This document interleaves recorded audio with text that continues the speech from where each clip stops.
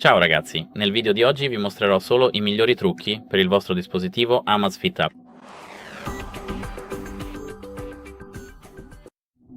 Quindi, qui come potete vedere abbiamo l'applicazione degli auricolari Amazfit e la cosa più importante qui è che abbiamo l'accoppiamento multiplo.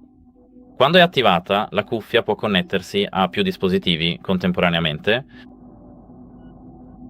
Questo è in realtà il primo trucco top, e il secondo trucco top è che se abbiamo l'applicazione qui, vale la pena menzionare che possiamo modificare qualsiasi cosa qui. Quindi qui, questo è il secondo trucco top. Il primo trucco top è che qui, se tocchi Equalizer, puoi creare il tuo equalizzatore personalizzato qui. Oppure selezionare Bass Booster, riduzione dei bassi, vocal o qualsiasi altro preset preimpostato. E in realtà è tutto. Spero che vi sia utile e arrivederci.